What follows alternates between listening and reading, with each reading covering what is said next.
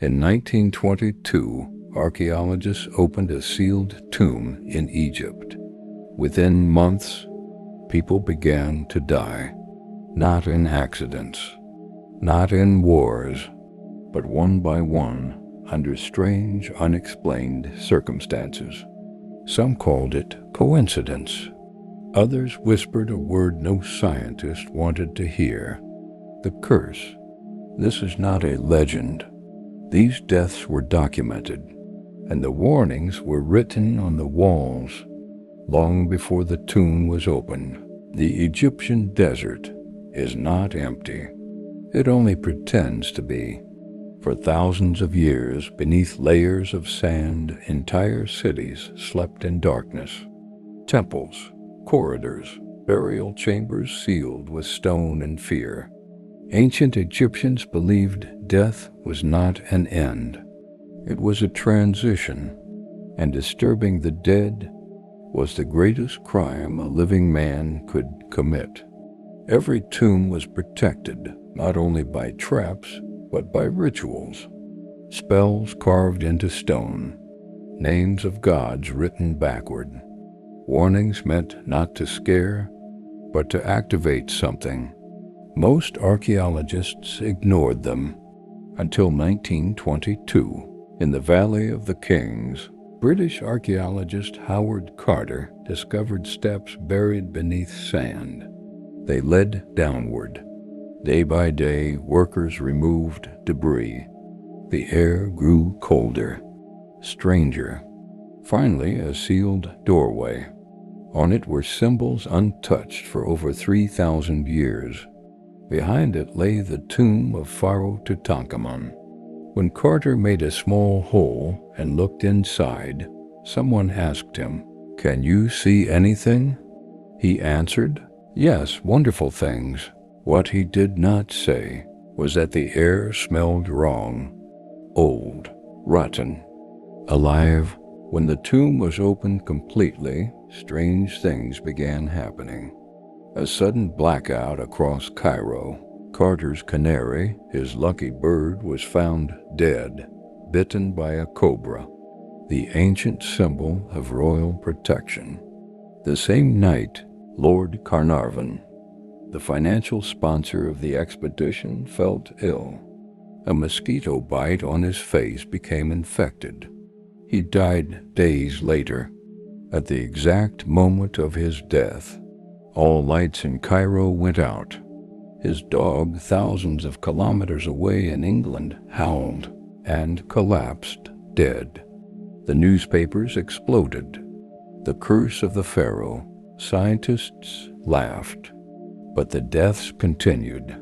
Within 10 years, more than 20 people connected to the tomb died.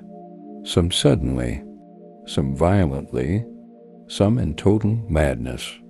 A radiologist who examined the mummy died mysteriously. A secretary was found dead in his bed. Another man shot himself.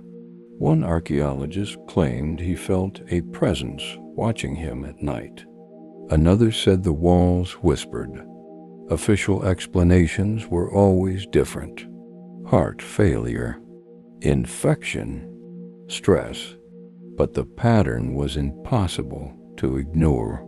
Those who entered the burial chamber did not live long. Deep inside the tomb, hidden from public view, were inscriptions rarely mentioned. Translated roughly, they read, "Death shall come on swift wings to him who disturbs the peace of the Pharaoh." Not a threat, a statement. Egyptian priests believed words carried power. Writing something made it real. And these were not written for humans. They were written for the gods. Modern researchers later proposed a theory. Ancient tombs contained deadly spores, fungi dormant for centuries. When disturbed, they entered human lungs.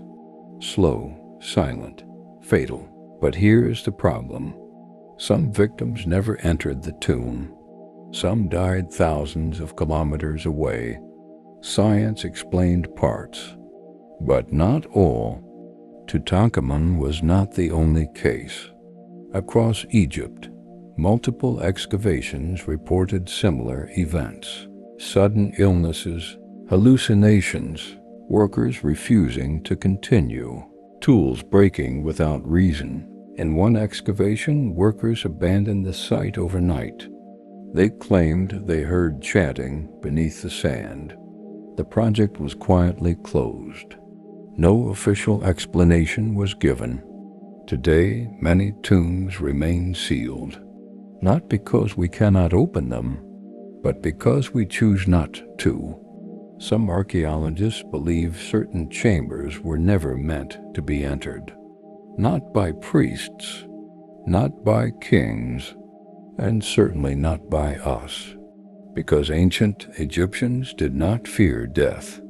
They feared something worse: disturbance. And maybe some doors were sealed not to keep the dead inside, but to keep something else from coming out. The voice you selected does not support this language. Please click the upper right corner to switch to another voice. The desert remembers, and sometimes it waits. Some say the curse ended long ago. Others believe it never disappeared.